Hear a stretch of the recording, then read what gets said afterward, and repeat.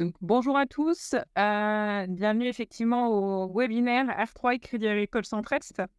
Nous sommes ravis d'organiser ce type de webinaire avec pour enjeu d'accompagner et de vous accompagner dans les différentes transitions, sachant qu'au Crédit Agricole, on a les mêmes problématiques que tout chef d'entreprise. Et donc, on a eu le plaisir de réaliser notre bilan carbone avec R3. Donc, on a eu une expérience utilisateur et l'objectif aujourd'hui, alors excusez-nous, on clique en même temps pour tous les nouveaux entrants. L'objectif aujourd'hui, voilà, c'était de partager cette vision de la mesure de son empreinte carbone, sachant qu'aujourd'hui, on voit que les régulateurs sont de plus en plus exigeants. Il ne suffit plus d'avoir un bilan carbone et bien évidemment d'avoir une trajectoire à écrire derrière. Et c'est ce qui est né la partie la plus difficile, je dirais, pour l'avoir vécu en tant que banque sur notre fonctionnement. Et heureusement qu'on avait été bien accompagnés, puisque c'est quelque chose qui se travaille au fil de l'eau, qui nécessite un peu de temps homme, mais je ne doute pas que vous allez nous en reparler du côté d'R3. Donc, Ouais. merci à tous pour votre participation par avance au nom du Crédit Agricole. On espère que ce type de webinaire est utile dans vos choix, vos orientations. Et puis, n'hésitez pas à en parler aux chargés d'affaires aussi, puisque l'enjeu, c'est que on aille tous dans la même démarche, en facilitant aussi le travail du dirigeant pour faire ces opérations. Gauthier, on vous laisse la parole, du coup, c'est parti. Très bien, merci beaucoup. Mais c'est Merci très, beaucoup très vite. pour l'introduction. Ok, c'est jusque midi, c'est bien ça, hein? On est d'accord. Oui, Ok, très bien. Ok, ça marche. Merci beaucoup. Donc, je vais vous présenter l'agenda de ce webinaire. Donc, on va prendre vraiment une petite minute pour faire un petit rappel des enjeux climatiques et notamment de les rattacher aux entreprises. Ensuite, je vais vous présenter la manière dont on décarbone une entreprise et plus particulièrement le dispositif Jack Décarbonation qui est porté par la BPI et l'ADEME. Et ensuite, si on a le temps, on essaiera de voir comment aller plus loin avec d'autres dispositifs qui existent, notamment Acte Pas à Pas, SBTI, PME pour ce qui est du carbone, ou la présentation d'un autre dispositif de la BPI et de l'ADEME, le Diag Éco-Concession, qui est plutôt relatif aux analyses de cycle de vie. Donc voilà, donc juste pour me présenter rapidement, donc Gauthier Van Bogaert, je suis chef de projet carbone chez R3, donc je m'occupe des stratégies de décarbonation pour les TPE, PME et ETI, donc généralement les entreprises de moins de 2000 salariés, donc de la phase de sensibilisation, de formation jusqu'à l'élaboration de trajectoires allant jusqu'en 2030 ou de 2050 pour les entreprises les plus ambitieuses et pour tout type de secteur. Rapidement, pour ceux qui ne connaissent pas R3, nous sommes un cabinet, nous avons 3 ans d'existence. On est spécialisé donc sur l'accompagnement, de tout type d'entreprise, donc tout secteur et toute taille, sur soit les sujets RSE, donc de manière générale, l'élaboration de stratégie RSE, la revue de business model, la décarbonation, mais également la performance énergétique et on travaille sur ces sujets-là à travers, des solutions aussi de financement, purement de conseil ou d'outils digitaux qui permettent de pérenniser les démarches dans le temps pour qu'on puisse, avoir des feuilles de route qui soient les plus pérennes possibles. Voilà, donc ça, je vous enverrai de toute façon la présentation, donc ça, c'était juste pour rappeler que voilà, chez R3, on travaille sur tous les secteurs et de la toute petite TPE de moins de 20 salariés jusqu'au grand compte de plusieurs dizaines de milliers de salariés. Alors, juste rapidement pour rappeler les enjeux climatiques, on a ces 4 secteurs, d'activité qui émettent le plus de gaz à effet de serre. Donc ça, c'est des secteurs que vous devez voir souvent. Donc on a l'industrie, le transport, le bâtiment et l'agriculture. Alors petite question pour rendre la conférence la plus interactive possible. À votre avis, en France, quel est le secteur qui émet le plus de gaz à effet de serre? L'agriculture. OK, l'agriculture, Transport. transport, Transport. OK. Agriculture. D'accord, donc Transport. on a un petit duel entre, transport et agriculture. Alors effectivement, c'est le transport. Donc en France, le transport, c'est à peu près 32 des émissions de gaz à effet de serre. L'agriculture, on est à peu près à 19 pour l'industrie, 18 et le bâtiment, à peu près 15. Quand on dit bâtiment, on parle bien des consommations d'énergie des bâtiments, donc c'est-à-dire le gaz et l'électricité. Au niveau mondial, c'est plutôt là, c'est pas vraiment les mêmes échelles de grandeur. On est plutôt à 40 au niveau de l'industrie, 25 au niveau du transport, 25 au niveau de l'agriculture et un peu moins de 20 au niveau des bâtiments. Après, le sujet en France, c'est quand même que l'industrie va potentiellement reprendre un petit peu plus de part parce qu'en fait, voilà, le constat, c'est que l'industrie, c'est moins de 20%. C'est notamment aussi expliqué par le fait qu'on a délocalisé une partie de notre outil productif, notamment en Asie. Donc là, avec tous les enjeux de réindustrialisation au niveau de la France, potentiellement, l'industrie va potentiellement un peu se relever dans la part des émissions françaises. Voilà. Donc ça, c'est les 4 grands secteurs. Il y en a 2 autres, ce sont les déchets qui mettent à peu près 4% et l'énergie 11%. Et donc, ces secteurs-là, ils émettent des gaz à effet de serre et notamment du CO2. À votre avis, pourquoi ils émettent du CO2? Quel est l'enjeu?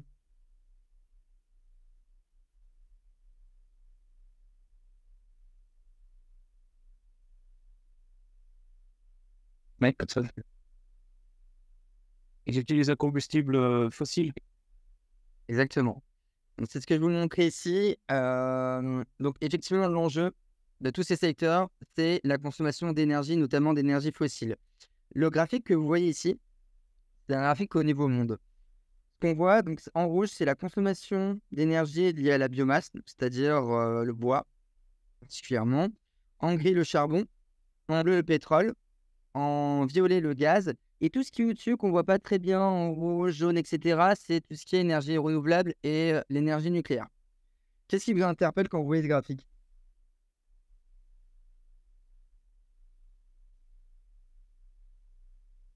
Une belle étape pour les années. Alors, excusez-moi, je n'ai pas bien entendu avec le micro. Consommation totale. L'augmentation de la consommation, effectivement. Tout est déjà depuis les années 50. Ouais.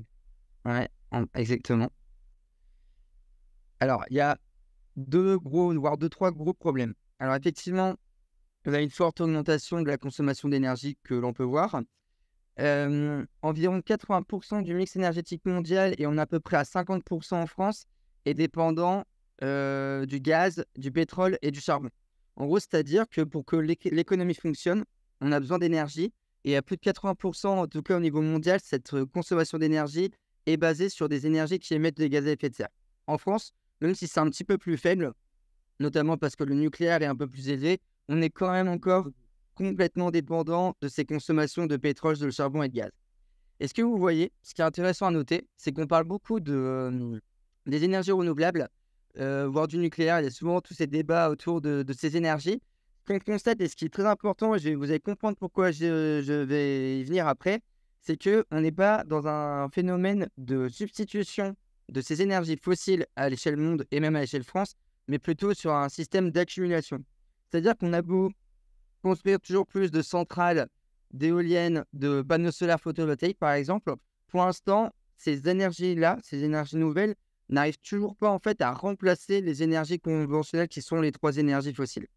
Et donc ça, c'est tout l'enjeu que l'on va faire quand on va accompagner des entreprises, quand on parle de bilan carbone ou de stratégie de décarbonation, c'est de réussir en fait à ce que ces entreprises en question réduisent d'une part ces consommations d'énergie en valeur absolue, c'est-à-dire qu'elles soient moins dépendantes du pétrole, bon, en France quasiment plus du charbon, mais encore quand même du gaz, et surtout qu'elles arrivent à substituer ces énergies par d'autres pour pouvoir réduire leurs émissions. Donc suite à ce constat, on a eu, vous devez tous connaître l'accord de Paris qui a fixé des objectifs de réduction. Pour la France, les objectifs sont globaux et ont été déclinés parmi tous les secteurs que je vous ai présentés, également le secteur de l'énergie et des déchets. Les objectifs sont que d'ici 2030 par rapport à 1990, on est réduit de 40% nos émissions au niveau global. Après, les pourcentages peuvent varier en fonction des secteurs. Et l'idée, c'est que d'ici 2050, on est réduit de quasiment 82% ces émissions de gaz à effet de serre pour atteindre ce qu'on appelle une neutralité carbone au global. C'est-à-dire qu'en fait, les émissions de gaz à effet de serre qui seraient générées au niveau de la France seraient compensées en totalité par ce qu'on appelle des puits de carbone, c'est-à-dire les forêts et les océans qui captent le carbone. Donc en gros, on aurait une sorte d'équilibre que pour l'instant, si on regarde le graphique, on n'a pas du tout. Là, pour l'instant, ce que vous voyez, si on prend légèrement en 2030, en fait, on émet beaucoup plus de gaz à effet de serre que notre Terre est capable d'absorber.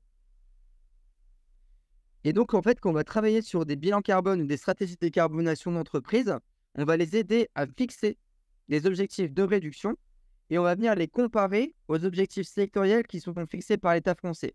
Donc, par exemple, une industrie quelconque, qui a par exemple, pour l'industrie, on est à peu près à 35% de réduction en 2030. On va essayer de voir par rapport au choix qu'elle va faire des actions qui vont définir sa feuille de route, est-ce qu'elle est performante ou pas par rapport à ce que propose la stratégie nationale bas carbone. Petite parenthèse, pour l'instant, on n'y est pas encore. Ça va quand même nécessiter un changement systémique. C'est pour ça que moi, chez R3, on travaille aussi beaucoup sur le changement de business model des entreprises. Parce que si on veut atteindre ces objectifs de moins 82% en 2050 par rapport à 90, il faut réduire d'environ 5% les émissions par an. En France, on est à peu près entre 2,5 et 3% par an. Donc, c'est-à-dire que pour l'instant, on arrive à réduire nos émissions en valeur absolue, mais on n'arrive pas à atteindre les objectifs qui ont été fixés par l'accord de Paris. On n'y est pas encore pour l'instant. C'est-à-dire qu'il va falloir demander encore plus aux entreprises pour aider à réduire. Vu qu'on n'a qu'une heure, je ne vais pas aller plus loin que ça sur ces sujets-là. Si vous avez des questions, n'hésitez pas à m'interrompre, j'y répondrai avec plaisir. Si vous voulez aller plus loin, je vous conseille donc soit de faire des ateliers que probablement certains d'entre vous connaissent, type la fresque du climat ou l'atelier d'automne, qui permettent d'aller un petit peu plus loin sur cette compréhension des enjeux et des conséquences du dérèglement climatique. En lecture, si vous êtes un débutante, vous pouvez commencer par tout comprendre ou presque sur le climat qui est de Bon Pote, donc il y a un influenceur assez engagé sur ces sujets-là, ou la BD de Jean-Marc Jancovici, Un monde sans fin, qui est aussi intéressante avec une vision un peu plus ingénieure des émissions de gaz à effet de serre. En newsletter, pareil, vous pouvez suivre Bon Pote, l'ADEME, le Chip Project, qui a sorti le plan de transformation de l'économie française, qui est assez intéressant à lire. C'est une proposition de comment la France serait d'ici 2050 et comment évolueraient les 12 principaux secteurs d'activité au niveau de la France. Donc voilà, c'est assez intéressant parce qu'on reproche souvent au monde écologique d'être assez utopique et de voir, entre guillemets, revenir à la bougie. Et ce que propose le Shift Project, justement, c'est une alternative qui fait que la France aurait, dans ce cadre-là, répondu à l'accord de Paris. Et en plus, on peut voir qu'on n'est pas non plus dans un monde où on revient à l'âge de pierre. C'est assez pragmatique. Donc, je vous encourage vraiment à lire si vous êtes intéressé par le sujet et que vous voulez quelque chose d'assez concret. Vous pouvez également suivre notre podcast Parlons Impact, qui est disponible sur toutes les plateformes, donc par exemple Spotify, qui sort toutes les 2 semaines où justement on traite de sujets sur le climat ou d'autres sujets RSE. Alors, on va aller un petit peu plus dans le détail maintenant. Comment décarboner une entreprise? Avant que je vous présente les slides, est-ce que vous avez une idée de, voilà, si vous deviez accompagner une entreprise, comment vous y prendriez?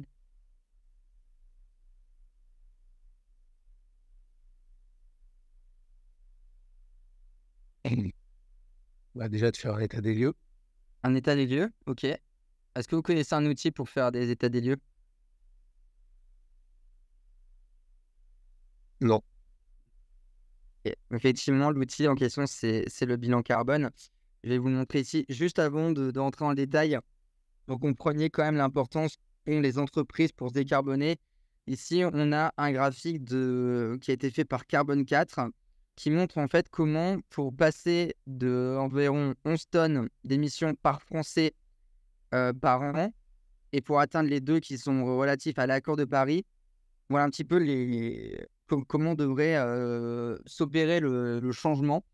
En fait, on voit qu'il y a quasiment les 3/4 des efforts qui doivent être faits par l'État ou les entreprises. Si on veut que les gens, en tout cas, respectent cet accord de Paris, il faudrait qu'il y ait à peu près, dans leur marge de manœuvre, il y a 10% qui serait de la part du comportement des gens, c'est-à-dire régime flexitarien, donc quand même réduire drastiquement la consommation de viande, notamment la viande rouge, prendre moins l'avion, donc plus de vacances en France ou en Europe, plus de trajets courts en vélo pour aller chercher sa baguette de pain, acheter moins de neuf plutôt d'occasion de reconditionner, donc 10%. 10% d'investissement un peu plus lourd, donc changer sa chaudière à gaz par exemple un poêle à bois, éventuellement changer sa voiture par une petite voiture électrique. Voilà, des investissements quand même assez importants qui sont demandés aux individus, et surtout 60% demandés par l'État et les entreprises pour qu'ils décarbonent. Donc voilà, c'était juste un petit rappel pour montrer l'importance des entreprises dans cet enjeu commun qu'on a tous. Et donc, comment on fait? On a 4 grandes étapes. La première, c'est que l'entreprise puisse monter en compétence sur le volet carbone. Donc, il y a 2 choses là à ça. Il y a la première, c'est que, l'équipe dirigeante ou les salariés comprennent les causes-conséquences du dérèglement climatique et d'où sont les enjeux. Ça, c'est important, je le note parce que pour avoir fait une petite centaine d'accompagnements de PME, beaucoup de chefs d'entreprise, sont très loin des sujets. Je vais donner un exemple concret. J'ai accompagné une entreprise, industrielle du Nord qui vend des rôtissoirs à gaz et des friteuses à gaz ou électriques et le dirigeant en question, donc ils sont quand même 200, donc la personne, enfin le dirigeant, est venu me voir en me disant: «Bah, moi, je pense qu'on a un gros sujet sur les déchets, donc je veux faire un bilan carbone».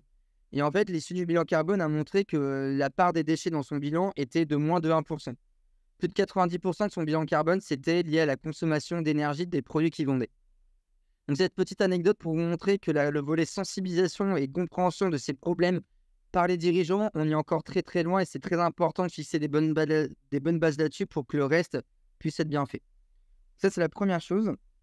La seconde, comprendre les bases et s'outiller, c'est-à-dire apprendre à faire ce qu'on appelle de la comptabilité carbone. C'est-à-dire que les entreprises, avec ce qu'on va leur demander, notamment, vous avez potentiellement entendu ça, la CSRD, vont être obligées de faire leur bilan carbone année après année. Elles vont pas pouvoir dépendre d'un cabinet de conseil extérieur tous les ans, tout simplement car c'est trop onéreux et ça leur prendrait trop de temps. Donc il y a une importance pour ces entreprises-là d'apprendre à faire eux-mêmes leur bilan carbone et à s'outiller pour pouvoir avoir une démarche qui soit la plus pérenne dans le temps possible. Donc ça, c'est la première chose. La deuxième, c'est réaliser un bilan carbone. Je vais venir à peu près plus en détail juste après. Donc, c'est-à-dire faire une évaluation de la quantité de gaz à effet de serre qui est émise par l'activité d'une entreprise.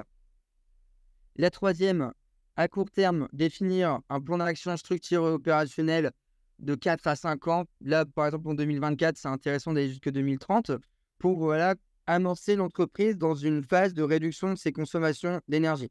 Donc, les actions vont être soit très court-termistes avec, par exemple, des éco-gestes, des actions sur 6 mois, soit des actions sur 2-3 ans qui vont être plutôt des actions qui vont nécessiter des investissements, ou des actions un petit peu plus long terme à partir de 4 ans, on va potentiellement déjà commencer à réfléchir à un changement du modèle économique de l'entreprise. Donc ces 3 premières étapes, elles sont incluses dans ce que je vais vous présenter, c'est-à-dire le dispositif Jack Décarbonation et la plateforme qu'on vend en complément pour que les entreprises puissent monter en compétence sur ces sujets. En ouverture, pour les entreprises qui sont déjà un peu plus engagées ou voilà, qui sont plus matures sur ces sujets, on a des dispositifs qui sont SBTI, donc Science Based Target Initiative ou Acte Pas à Pas, où là, on va vraiment aller beaucoup plus loin et on va projeter l'entreprise sur une réduction drastique de ses émissions sur 2050. Est-ce qu'il y a bien que je rentre dans le détail sur ces 4 modules? Vous avez des questions par rapport à ça?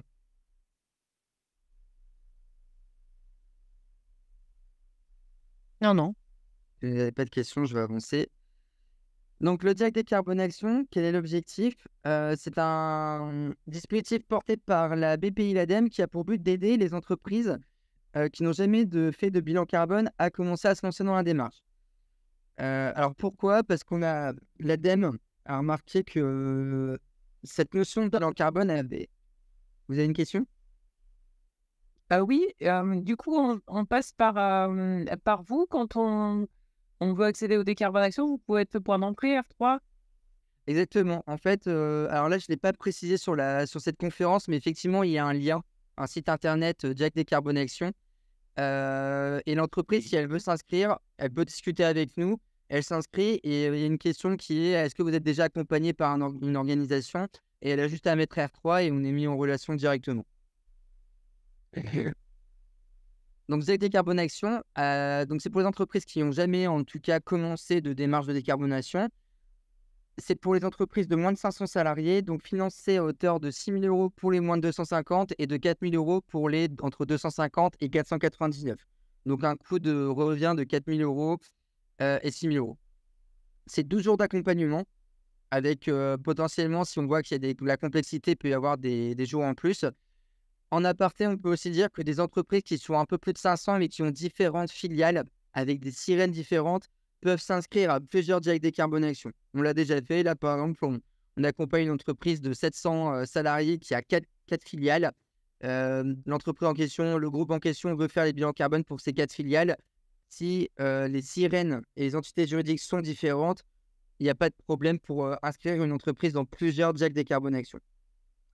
L'objectif de ce dispositif, c'est d'une part de former les dirigeants et l'équipe projet aux bases de la comptabilité carbone pour qu'ils puissent être autonomes dans le temps à mettre à jour leur bilan carbone, de faire la mesure de leurs émissions de gaz à effet de serre en question, donc c'est-à-dire d'aller voir où est-ce que leur activité émet des gaz à effet de serre, et surtout d'opérer un premier plan d'action de réduction au moins sur 4 ans qui va les aider à se lancer dans une démarche de décarbonation.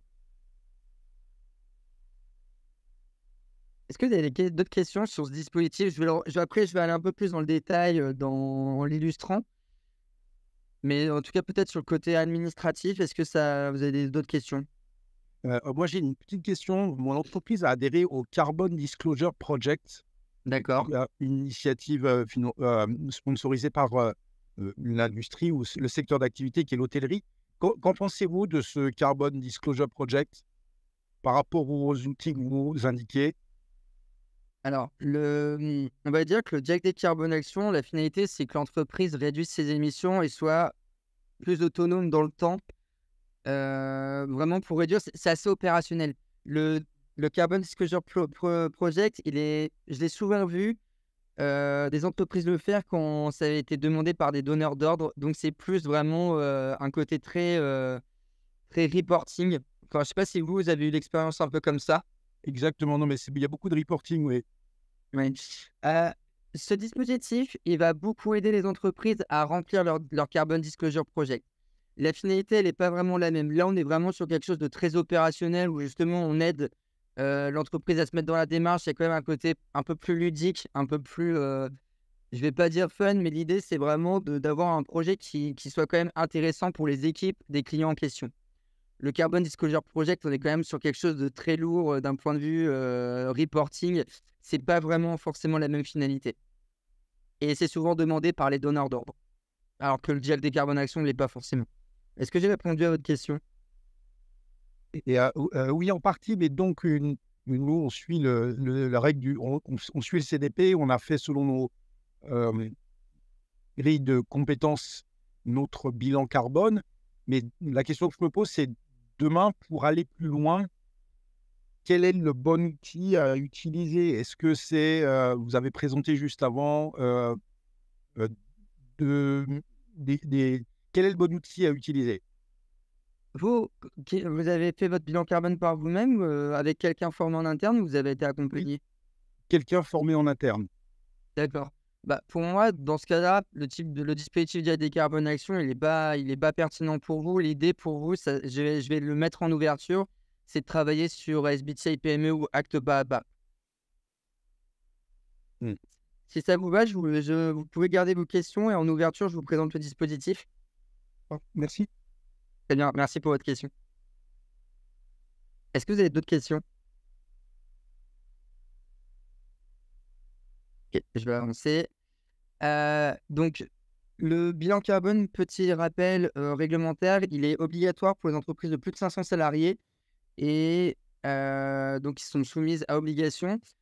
Avant, la loi obligeait les entreprises à mettre à jour leur bilan carbone tous les 4 ans, sous peine d'amende. Pour information, les amendes, on ne les voyait pas trop tomber avant. On a eu des premières amendes qui sont tombées en novembre dernier, dont une amende qui est montée jusqu'à plus de 50 000 € pour une entreprise qui ne l'avait pas fait. Donc, il y a quand même un durcissement du suivi de la loi à ce niveau-là. Donc, ça, c'est la première chose. Et la deuxième, c'est que avant, on va dire que les entreprises qui faisaient leur bilan carbone, c'était plutôt des grandes ETI ou des grands comptes, faisaient à cause de cette loi, enfin grâce à cette loi. Maintenant, il y a tout ce qui a changé, c'est la CSRD. La CSRD, pour rappel, c'est un nouveau dispositif européen qui oblige les entreprises à faire leur reporting extra-financier à partir de ce qu'on appelle leur double matérialité, donc c'est-à-dire les éléments qui font qu'elles émettent certaines formes de pollution. Elles sont obligées de suivre ces indicateurs en fonction de leur pollution et de leur secteur. La différence majeure qu'il y a avec la venue de cette CSRD, c'est que l'indicateur carbone est commun à toutes les entreprises. C'est-à-dire qu'en fait, maintenant, toutes les entreprises, dans leur rapport annuel extra-financier, vont devoir inclure l'indicateur carbone, ce qui fait que maintenant, l'obligation de tous les 4 ans de faire leur bilan carbone pour les entreprises est un peu obsolète. L'idée maintenant, c'est que les entreprises vont être obligées de faire leur bilan carbone tous les ans. Et la CSRD concerne aussi les entreprises de moins de 500 salariés. Donc, c'est-à-dire que tout le monde va devoir faire son bilan carbone. Et ça revient avec ce que je vous ai dit avant, avec la nécessité pour les entreprises, finalement, d'être capables de mettre à jour leur bilan carbone par elles-mêmes. Donc, un bilan carbone, qu'est-ce que c'est? C'est une évaluation de la quantité de gaz à effet de serre émise dans l'atmosphère sur une année par les activités d'une organisation. Donc, pourquoi je dis émise? Il y a potentiellement capté, mais c'est un cas plus rare. C'est-à-dire qu'un bilan carbone, on va surtout regarder les émissions que vous allez émettre. Si on veut prendre de la captation de CO2 qui a été faite, ça va marcher qu'à condition que vous ayez, que l'entreprise en question ait une forêt ou un champ qui lui est propre. C'est-à-dire que si une entreprise a décidé, par exemple, de payer un tierce à planter des arbres en France ou à l'étranger, ça ne va pas être inclus dans le bilan carbone. Si une entreprise veut aussi faire de la compensation carbone, tout ça n'est pas inclus dedans. Là, vraiment, j'insiste sur le fait qu'on va vraiment regarder les émissions qui ont été émises. Donc, l'intérêt derrière tout ça, c'est de faire un état des lieux d'où l'entreprise émet le plus de gaz à effet de serre pour l'aider à réduire. Dans la méthodologie, on va aussi inclure une étude de la vulnérabilité économique de l'entreprise par rapport à la hausse du prix des hydrocarbures et de la taxe carbone. C'est-à-dire qu'une fois qu'on a fait le bilan carbone, on va prendre ce qu'on appelle les postes d'émission, donc les endroits de l'activité où elle émet, donc ses achats, ses déplacements, son énergie sur site, etc. Et on va venir faire des études qui vont montrer, si le prix des hydrocarbures explose comme ce qu'il y a eu par exemple avec la guerre en Ukraine, ou si la taxe carbone va vraiment être à 100 $ la tonne d'ici 2030 par rapport à 40 $ et quelques en 2023-24, quels sont les impacts financiers qu'il va y avoir sur les entreprises.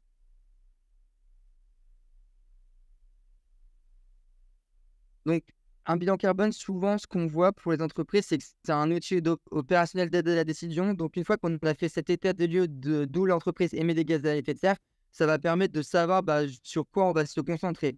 Si je reprends l'exemple que je vous ai dit tout à l'heure de l'entreprise en question, dont le dirigeant m'avait dit que le problème c'était déchets, et finalement c'était que 1% de ses émissions et finalement 90% liés à ses produits, ça permet de prendre des décisions.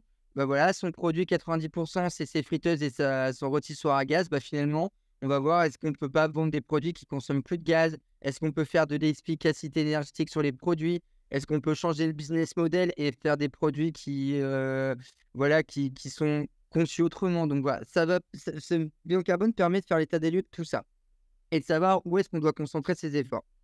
C'est un super moyen également de structurer des données environnementales en interne et en externe.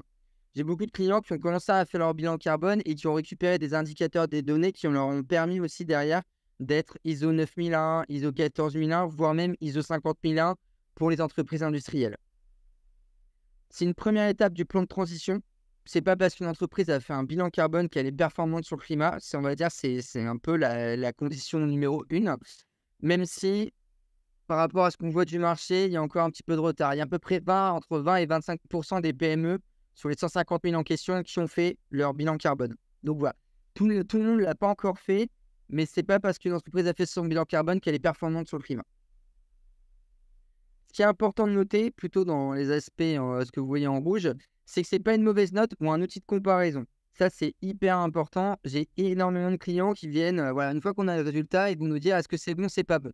On ne peut pas dire à un client si c'est bon ou pas. Tout simplement parce que ça va dépendre du périmètre qui a été pris et on ne peut pas comparer des bilans carbone entre eux. Tout simplement parce qu'une entreprise qui fait une activité, par exemple, en Île-de-France et une autre entreprise qui fait exactement la même chose mais qui est basée au fin fond de la France, potentiellement l'entreprise en question qui est basée au fin fond de la France, elle va plus émettre parce que ses salariés vont venir en voiture par rapport à l'Île-de-France où ils vont venir en transport en commun, ce qui n'est pas forcément juste. Et une entreprise qui a 50 salariés et qui fait 50 produits versus une entreprise qui a 200 salariés et qui fait 200 produits, toutes choses égales par ailleurs, celle qui fait 200 produits et qui a 200 salariés, elle va émettre plus. On ne peut pas comparer. Par contre, on va pouvoir identifier des problèmes. Je donne un autre exemple. J'ai une entreprise qui était potentiellement vertueuse, qui faisait des téléphones portables reconditionnés. Donc, vous allez me dire, c'est bien. L'entreprise en question, elle avait un problème dans ses flux, c'est qu'elle importait par avion des portables de Chine et des États-Unis pour les reconditionner et les vendre sur le marché français. Quel est le problème derrière? Bah voilà, le fret aérien. Donc, on a pu voir que finalement, plus de 40% de son fret aérien était responsable de son bilan carbone. C'est quelque chose qu'on n'avait jamais vu avant. Donc là, on est capable de dire 40% du fret dans le bilan carbone d'une entreprise, notamment la vôtre, c'est pas normal. Là, il y a un sujet. Par contre, on ne lui a pas dit qu'elle avait une mauvaise note en termes d'émissions en valeur absolue. Donc ça, c'est important de le noter. C'est pas exact, additionnable ou comparable. Donc exact, c'est-à-dire qu'il y a potentiellement aussi des taux d'incertitude qui peuvent être précisés dans un bilan carbone en fonction de la manière dont il a été fait. Et c'est pas l'unique entrée à la décarbonation. Donc c'est ce que je disais. On va pas juger l'entreprise sur le fait qu'elle ait juste fait un bilan carbone, mais plutôt sur est-ce qu'elle a mis un comité en place, qu'elle a formé quelqu'un en interne, ou est-ce qu'elle est plus loin sur les démarches Acte Pas à Pas ou SBTI que je vais montrer juste après. J'ai entendu du bruit. Est-ce que quelqu'un a une question par rapport à ça?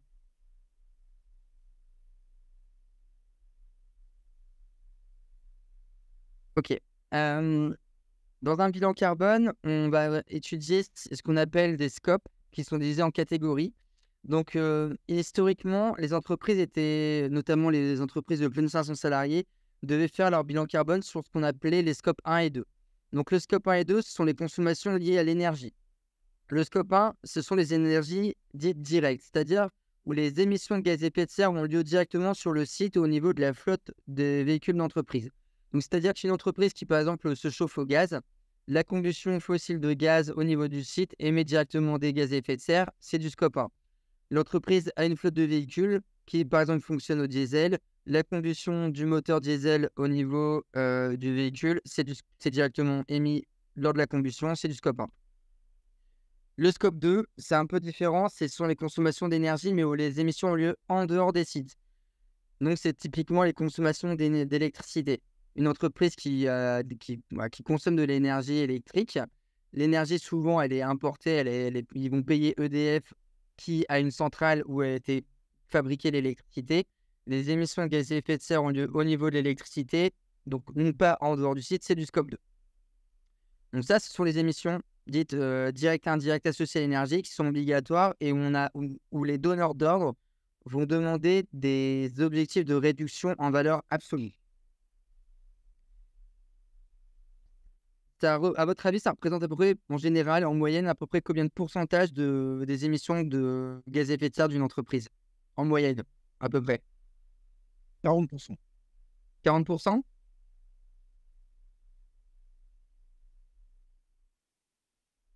Alors, on est plutôt, c'est à peu près 5%.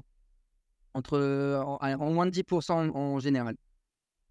Le plus gros des émissions de gaz à effet de serre d'une entreprise sont les émissions qu'on appelle indirectes et qui vont être plus liées à la chaîne de valeur. On a les émissions liées au transport, donc le transport de marchandises en amont et en aval, mais également les déplacements des employés, des déplacements professionnels, mais également les déplacements domicile-travail. On a, et c'est souvent un très gros poste, les émissions associées aux produits achetés. Donc, par exemple, je suis un industriel, je vais reprendre l'exemple de l'industriel qui fait des friteuses et des rôtisseries à gaz. Tous ces produits sont composés d'inox. Elle achète de l'inox pour fabriquer ses produits. C'est du scope 3 dans la catégorie 4. On inclut également les immobilisations de biens, la gestion des déchets, tous les achats de services, enfin tout ce qui va permettre à l'entreprise de vivre. La catégorie 5, qui peut être également très émettrice pour les entreprises industrielles qui vendent des produits consommant de l'énergie, ce sont l'utilisation énergétique des produits et la fin de vie de ces produits. J'ai entendu du bruit, est-ce qu'il y a une question? Donc, par exemple, l'exemple que je vous ai montré, là, les 90% liés à l'utilisation de gaz du rôtisseur ou de la friteuse, en fait, c'est du catégorie 5. Donc ça, c'est un bilan carbone. C'est-à-dire que c'est important que je vous présente ça, c'est que les scopes 1 et 2 sont très liés à l'entreprise. On va dire qu'elle a la main sur ses émissions, sur les catégories 3, 4, 5 et 6. Donc, ici, c'est un peu le reste, mais on ne le voit pas souvent. C'est plutôt indirect. Donc, ça va inclure de travailler avec sa chaîne de valeur pour aider à réduire ses émissions. Donc, typiquement, si une entreprise a beaucoup d'émissions liées à ses achats de biens, bah, potentiellement travailler avec ses fournisseurs sur ce sujet-là, voire même remettre en question potentiellement la conception des produits en question. On le voit souvent, par exemple, là on vient de faire le bilan carbone, une entreprise qui vend des produits en plastique à usage unique. Bah, le plus gros de son bilan carbone, c'était ses achats de plastique, qui étaient souvent du plastique vierge. Bah, on va travailler sur est-ce que le plastique, on peut faire du plastique recyclé? Est-ce qu'on peut vendre d'autres produits qui ne soient pas fabriqués par du plastique ou par des alternatives?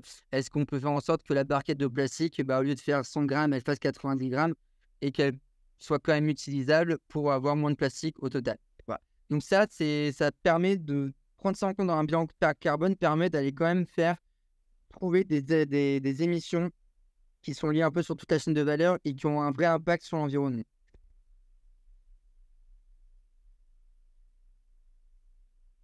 Les facteurs clés de succès pour embarquer une entreprise dans une stratégie de décarbonation ou dans un bilan carbone. Alors, impliquer Oui, Petite question, aujourd'hui, on entend beaucoup parler des scopes 1, 2, 3. Or, vous en montrez 6. alors en fait, le scope 3, c'est celui-là. C'est les catégories 3, 4, 5, 6. C'est juste que depuis un an, ils ont divisé ce scope en catégories parce qu'avant, le scope 3 faisait un peu trop fourre-tout. Ils ont préféré le dissocier en plusieurs catégories. Ok, merci. Avec plaisir. Donc, les facteurs clés de succès, impliquer la direction. Alors, s'il y a un facteur clé de succès, c'est celui-là. On voit vraiment les succès des clients qu'on a, bah, l'implication du dirigeant ou de la dirigeante vraiment, va tout changer. Si on a un dirigeant engagé ou une dirigeante engagée, on arrive vraiment à avoir des choses superbes. À l'inverse, ça peut toujours être un peu plus compliqué. Définir une équipe projet impliquée sur le comité carbone. Donc, en fonction de la taille de l'entreprise et de son activité. Par exemple, une entreprise industrielle, souvent, bah, il faut le bureau d'études, il faut les achats, parce qu'on sait d'expérience que c'est des boss qui vont être potentiellement émetteurs.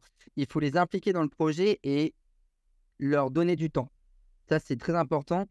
Il faut avoir en tête que ce que je vous ai montré tout à l'heure avec l'obligation pour les entreprises de mettre à jour leur bilan carbone tous les ans, les métiers vont devoir évoluer.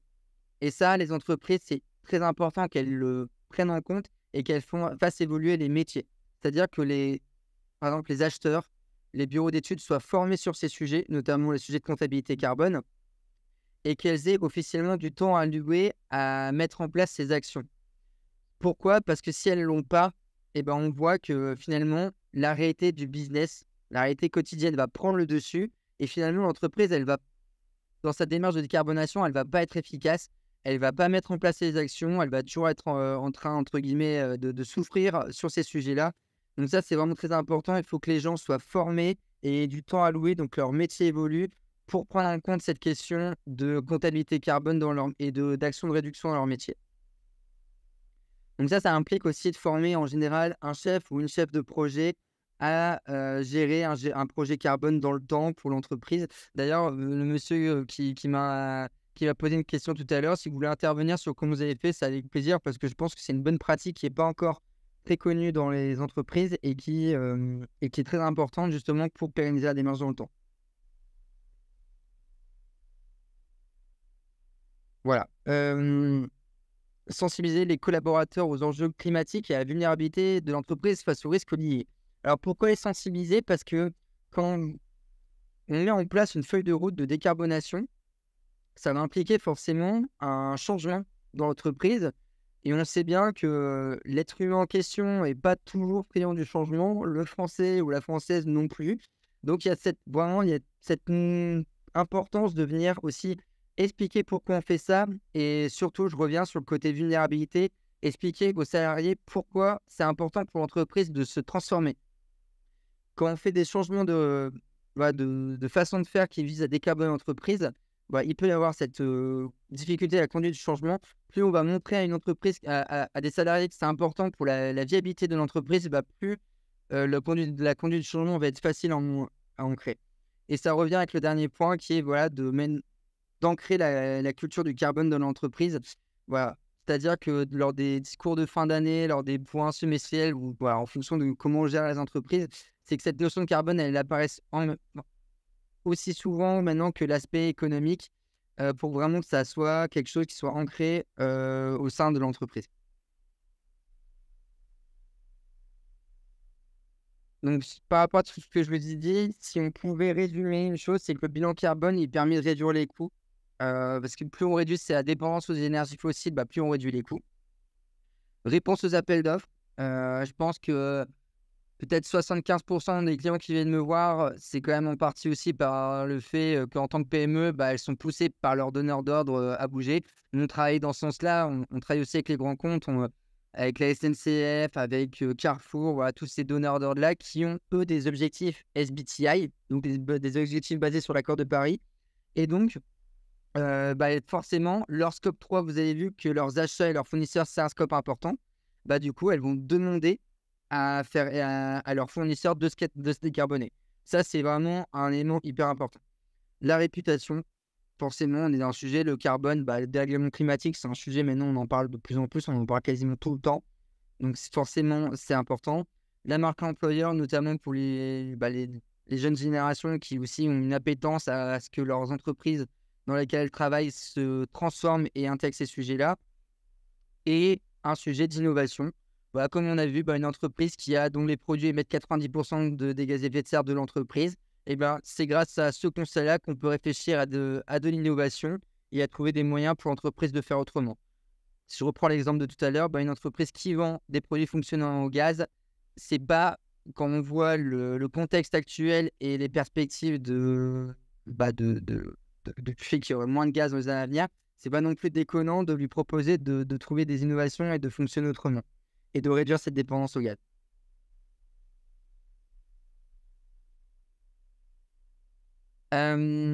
Voilà, donc en gros, un accompagnement classique qu'on fait, je vous l'ai déjà un petit peu dit, mais là ça vient un peu synthétiser. Donc, on va sensibiliser les équipes à la comptabilité carbone et au contexte du dérèglement climatique. On réalise le bilan carbone à travers de la collecte de données. Ce bilan carbone permet de savoir où on va travailler et de permettre de formaliser une feuille de route concrète et opérationnelle. Je vais aller un petit peu plus dans le détail après sur la feuille de route. On va travailler ensuite sur l'exécution et la mise en œuvre de la feuille de route. Donc, comment en fait l'entreprise en question peut financer cette feuille de route. Et tout cela basé sur une plateforme qui s'appelle R3 Pilote Carbone qui va venir pérenniser sa démarche dans le temps et simplifier toute la partie collecte de données pour faire le bilan carbone. Et surtout, comment on va réussir à piloter efficacement la feuille de route et la trajectoire de décarbonation.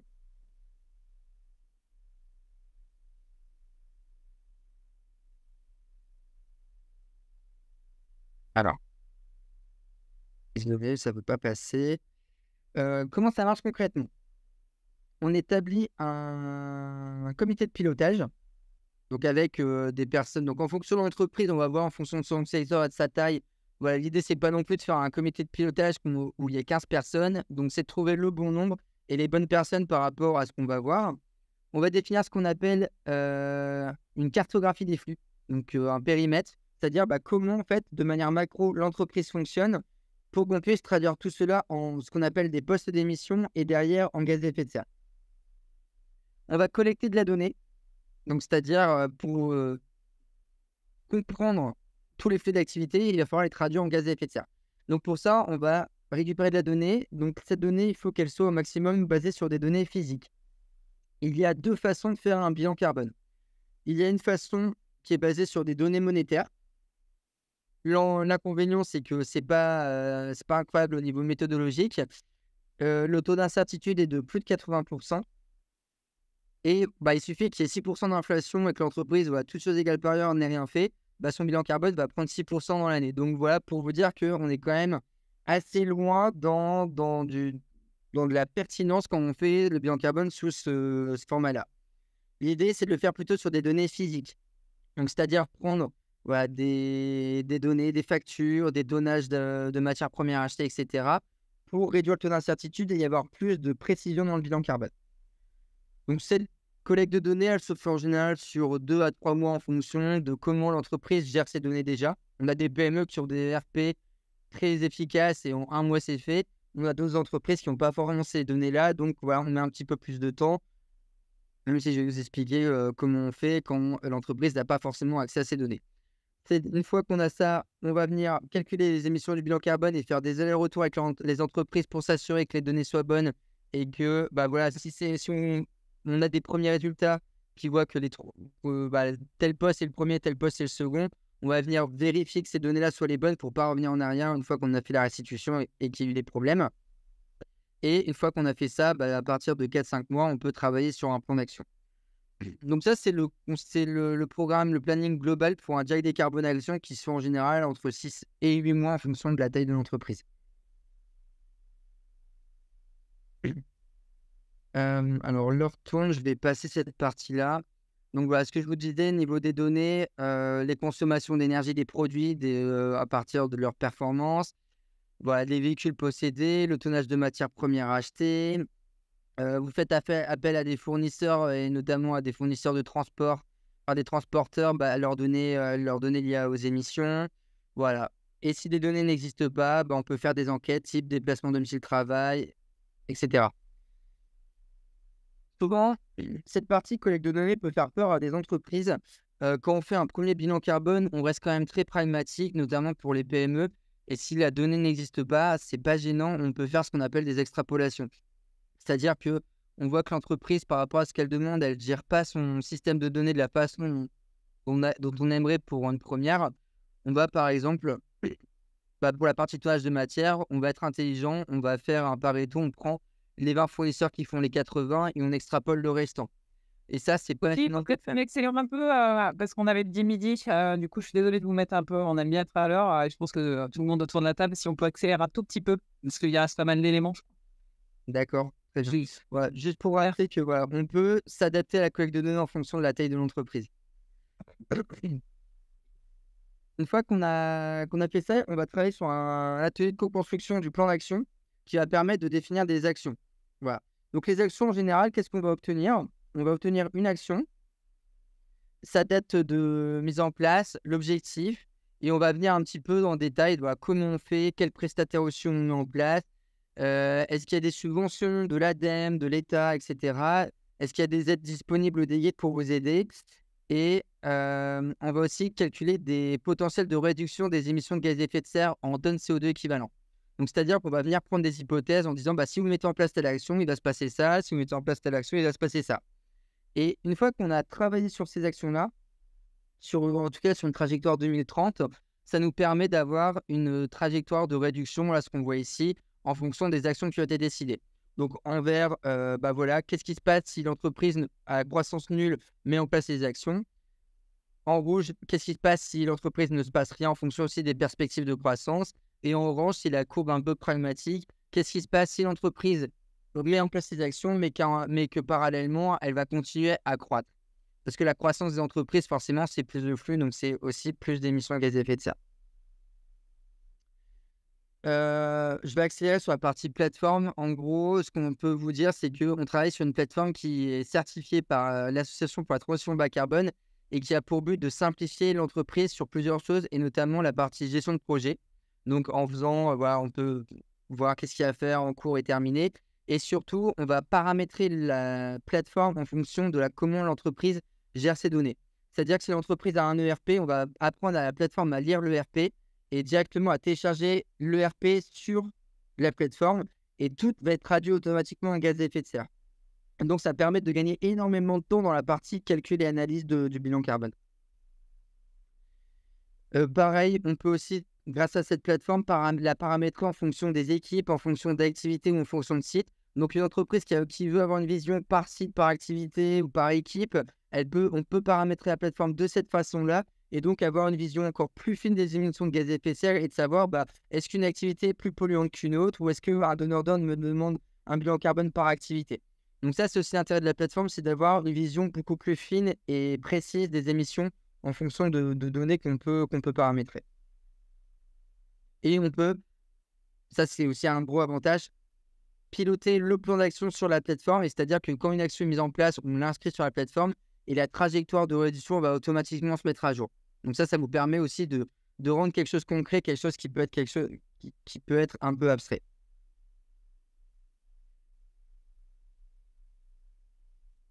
Alors, je vais vous montrer, parce que ça va répondre à la question de la personne qui a déjà fait son bilan carbone, qui est un peu avancé sur les sujets.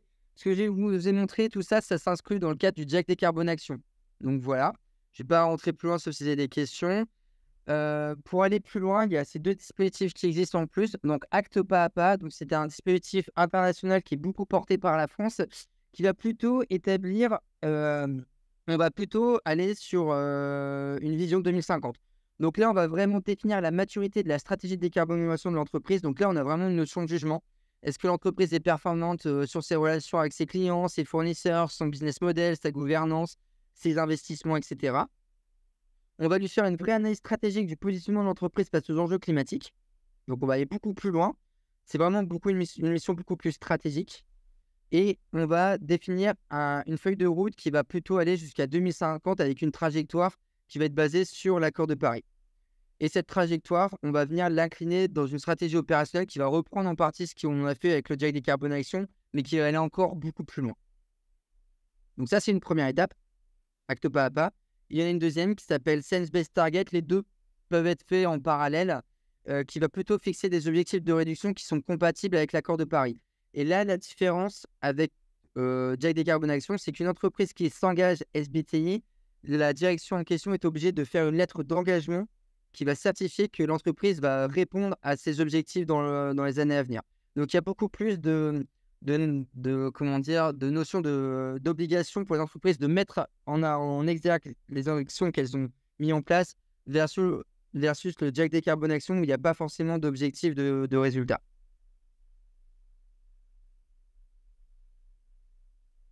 Enfin, dernière offre qui existe, qui est financée par la BPI et l'ADEME, c'est le Jack Éco-Conception qui permet de faire des analyses de cycle de vie simplifiées.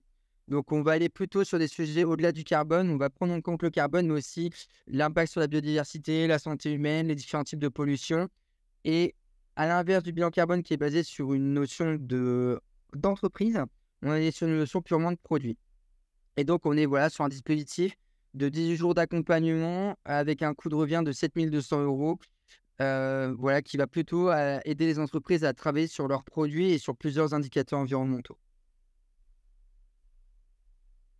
Voilà, je suis désolé, j'ai dû accélérer sur la fin. C'est vrai qu'en 1 heure, c'était un peu court. Est-ce que vous avez des questions-réponses sur tout ce que je viens de dire?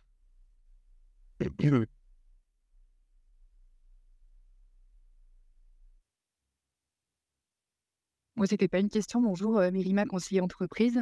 J'ai eu le plaisir d'assister à un rendez-vous en binôme avec l'une de mes dirigeantes et elle a fortement apprécié. C'était Victor qui a fait l'entretien de R3. D'accord, alors on a plusieurs Victor. Oui, Victor Barrett. D'accord, oui, Victor Barrett. Okay. Victor Barrett, voilà. Et donc, ma cliente, elle réalise un chiffre d'affaires de 3 millions. Vous voyez, c'est loin d'être une ETI.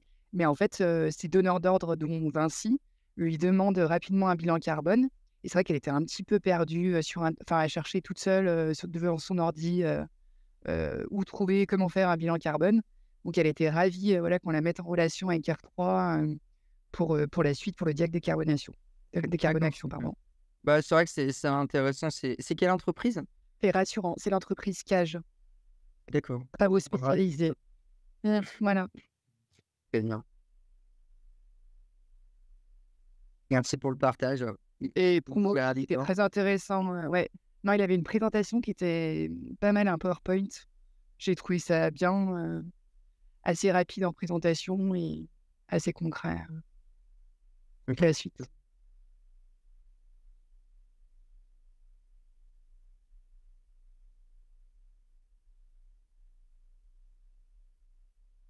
N'hésitez pas à poser des questions et puis si jamais Gauthier, tu pourrais nous partager des contacts, comment les clients pourront se joindre à vous directement, poser des questions. C'est peut-être un peu compliqué quand il y a tout le monde. Bien sûr, je vous donne, je vous donnerai mon adresse mail, il y a celle de Victor également et d'autres consultants. Vous aurez la présentation.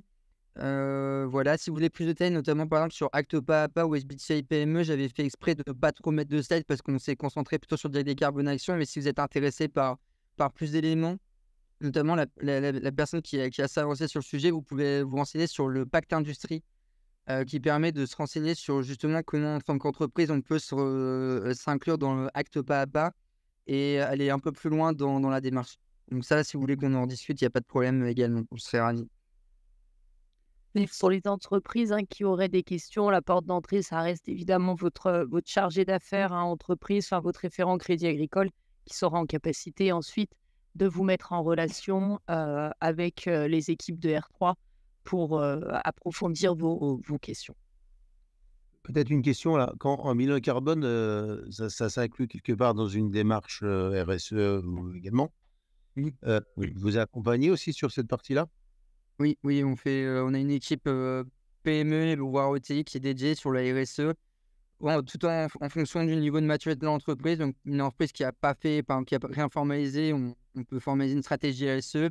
Une entreprise un peu plus mature, on peut aller vraiment sur de la RSE poussée, type changement de business model, EcoVadis. Enfin, voilà, la RSE, c'est aussi un gros sujet chez R3. Ok, je veux bien qu'on se recontacte en parallèle alors. On peut se recontacter. À la base, je suis consultant RSE. J'ai juste un petit peu bifurqué il y a 3 ans, mais il n'y a pas de problème pour en reparler.